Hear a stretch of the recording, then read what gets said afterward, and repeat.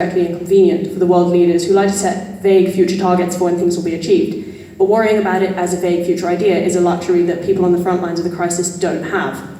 Even in places where the effects are being felt less, the crisis is beginning to make its presence known, and when that happens, it's marginalized low-income communities that are hit hardest. For example, Ayesha, a Pakistani-American activist who contributed to my book, has lived for years with the fallout of the catastrophic effects that Hurricane Sandy had on her community in Coney Island.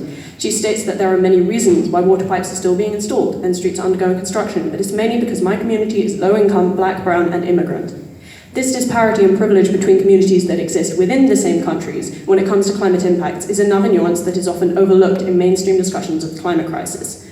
And a huge reason for all of this is that many of these discussions just don't fit the narrative. To admit that there is a much wider conversation to be had, to admit that the effects have already been felt in many countries for decades, to admit that this is largely the fault of privileged governments and corporations in countries like ours, would mean admitting to the abuses that have been acted across centuries by the people in power in countries like the UK.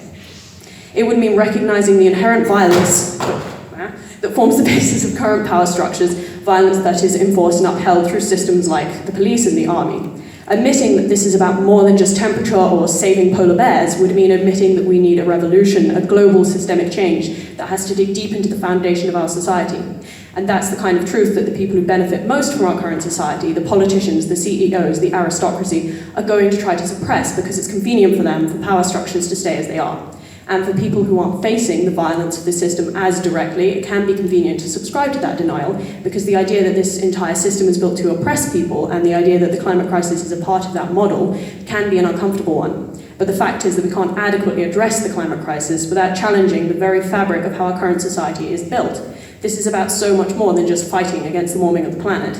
The climate crisis was caused by capitalism, colonialism, and imperialism, and no one who stands for any of those things truly stands for climate justice.